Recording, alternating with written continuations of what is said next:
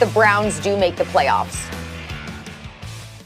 Yeah, I mean, I think it's Stefanski in this situation. He's the guy they brought in, the head coach. He's the newest thing to this equation. And he is, since he's been there, they've been a much better team. So while we all know here that a lot of people deserve credit if they get in, the fact of the matter is Stefanski is probably playing and coaching for a Coach of the Year trophy if they get in, and he's probably going to get a ton of credit for getting the best out of Baker Mayfield. He's going to get a ton of credit for having them step up in a big moment if they win this game, even though the Steelers are benching their players. It's going to be a lot of pressure on Baker Mayfield, and if they lose, people are probably going to unfairly put it all on Baker Mayfield. But if they win, it's no way that people aren't the day after, Monday after, they're not going to be they're going to be celebrating Kevin Stefanski's addition to that team and the way that he's changed the culture and he's pushed them in the right direction. He's fixed the offense. He's based it around a running attack because that's the skills that they have, and he's simplified it for Baker Mayfield to be able to play well. And if Baker plays really well this weekend, people are still going to say it's Stefanski who put him in that situation. It's not necessarily Baker stepping up in a big moment.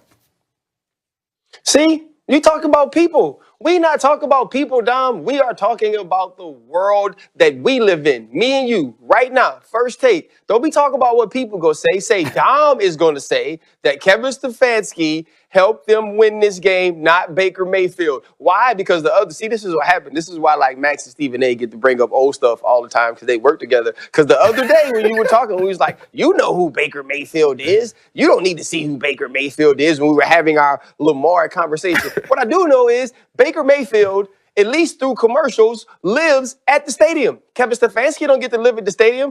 Baker Mayfield's book club meets at the stadium. Kevin Stefanski's book club don't meet at the stadium. Baker Mayfield can put Baker Mayfield's face on not Baker Mayfield's body on a Hulu commercial. I ain't never seen Kevin Stefanski on like Gary Kubiak's body on a Hulu commercial. It's about Baker Mayfield. If this team makes it to the playoffs, it's because Baker Mayfield became a better football player. He's the Baker Mayfield we saw in prime time against the Baltimore Ravens. He's the Baker Mayfield we saw tear up the Tennessee Titans. It's the Baker Mayfield who, without Odell Beckham Jr., after he goes down with an ACL tear in the first quarter against the Cincinnati Bengals, has one of the greatest performances we had seen from him up until that point that made us say, okay, dang, maybe this team is better without Odell Beckham Jr. And now, what happened against the Jets last week? Inexcusable, right? So you look at it, Baker Mayfield puts the ball on the ground 3 times, but they also don't rush for more than 30 yards. Kevin Stefanski, why from Friday to Sunday can't you develop and understand that the run game needs to be a certain thing against this stacked box in order to win when you're playing with practice squad wide receivers? You drop back over 50 times. And so this is going to be about Baker Mayfield stepping up in a big moment. There's turmoil around the team. There's different COVID and injury reserve lists that people are being put on because of the protocol. So now Baker Mayfield, show us that you're that guy. And because if he doesn't, right? If this team doesn't get in, we're not going to say, well, Kevin Stefanski didn't coach well enough for this team to get in. Right. We're going to say, well, Kevin Stefanski got him to 10 games after Freddie Kitchens had them eating at the outhouse, not the penthouse.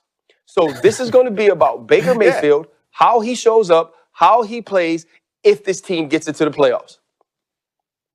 Yeah, I mean, I think that you're right. We agree that if they lose, people are going to blame Baker Mayfield. And you and I, depending on the outcome of the game, I think you and I are smart enough to know that we can't decide who to blame today. We got to see what happens in that game. But I did watch last week's game, and part of the problem was Baker Mayfield. A big part of the problem was Baker Mayfield. I understand the running attack wasn't what they wanted to be, but that's what the Jets were expecting. The Jets weren't surprised that they were going to try to run the ball because the Jets knew all their receivers are out. They were loading the box. They have a good defensive line. You know what happens when teams load the box? Your quarterback's supposed to eat. Baker didn't eat. And I love Baker Mayfield as an actor. His commercials are phenomenal. I mean, those guys can catch. You got to eat. But anyway, his commercials are phenomenal. I'm rooting for him to succeed just so we can get some new insurance commercials from him next year because he is great at that. But you notice in those commercials, you say he live in the stadium. When he try to get in, they act like they don't even know him. So don't act like Baker Mayfield owns Cleveland already. When he tried to walk back in, they made him check all his wallet and everything. They act like they ain't know who he was because he ain't killing. If he was out there killing, you know what? They would say, oh, how you doing, Mr. Mayfield? Come right in. Go around the metal detector. They make that man go through that metal detector. You know why? Because they don't trust him. You don't trust him. I don't trust him. The security at the stadium don't trust him. That's the problem. That's why Kevin Stefanski's going to get the credit. Baker Mayfield's greatest games this season were a couple of moments, I think, the Tennessee Titans. You go back and look at that game. It is all about, it's not about reading. It's about them committing to stopping the run and him having play action, big opportunities. He hit those throws. Not all quarterbacks can hit those throws. So I give him credit for that. And then you think about the Ravens game where they lost. His biggest moments, the Ravens, all their cornerbacks were hurt. And they were out there running zone coverages that I ain't seen them run since I was on the team. They had 40 plus, down.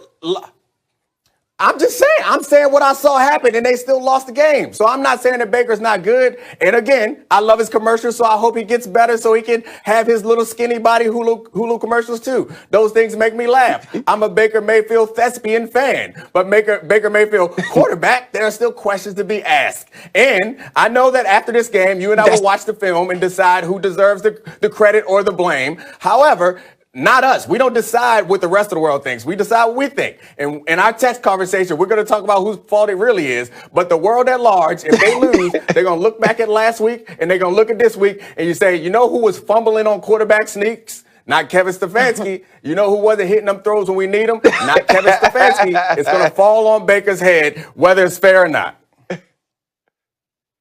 So by default, Kevin Stefanski gets the credit. Guys, the Browns haven't made the playoffs in quite a while, 18 years to be exact. And just to give you some perspective on that, 18 years ago, Kevin Stefanski was in college, Baker Mayfield in grade school. Michael Jordan was still in the NBA. And also, for some pop culture reference, Britney Spears and Justin Timberlake had just broken up. So we'll see. Insane amount of time, and he took over that program back in the days of Jim Crow. It was, I think, 1941. At 22 years old, he became the head coach of the Grambling football team. And you talk about coaches who can do multiple different jobs. Like Eddie Robinson really was that guy who was out there cutting the grass, taping ankles, coaching the offense, defense, and special teams. And somehow throughout all of that in Louisiana, he managed to put more than 200 players in the professional ranks. I think he has 4 Hall of Famers, like Pro Football Hall of Famers that he had coached. The man has been incredible. So I think that his kind of on-field accomplishments, they don't measure up to what Nick Saban has done. But if you look at the distance that he traveled, winning 9 black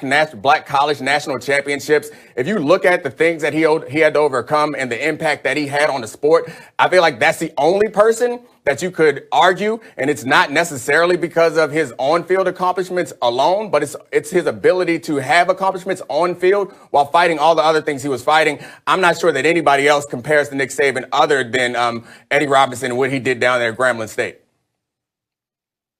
You know, it's so crazy, being from Louisiana and remembering my uncle taking me to the Bayou Classic. And, at the time, I put on my freshest fit for the Bayou Classic. And I was about 12, so I ain't really have a lot, but I put it all on that day. I had on 3 different layers of all my fire stuff. I had on some Jabot jeans. I had a Tommy Hilfiger. I had a bucket UNLV hat. I was ready to rock. And it was just one of those things. Yeah, I was cold now. It was just one of those things when you went to see Grambling play Southern, it wasn't just about football. It was about so much more than that. And so I'm going to get to my argument for Coach Saban, but Dom just brings up such a great point of being in the place, the impact you have on that place, and the lasting memory that you created in college football. Eddie Robinson is all of those things. Now, on the other side, I played for Nick Saban. Right? When Nick Saban got to LSU, we're sitting in the meeting. I'm coming off of a season. I had 110 tackles, 3 picks, 11 PBUs. I still remember it because I was expecting Nick Saban to walk in, point directly to me and say, "You are the man. I can't wait to coach you." Nick Saban looks up at a room full of LSU Tigers, a lot of boys from the boot. We don't know who this little short dude is in the front of the room. And he goes, "Y'all don't look like football players." And then I remember Jack Marucci, who is uber rich. I'm not sure why he's still the head trainer at LSU. He comes to me. He said, "We told Nick all about you. We told him how great you were, how much of a leader you were, how smart you were, how awesome of a player you were. He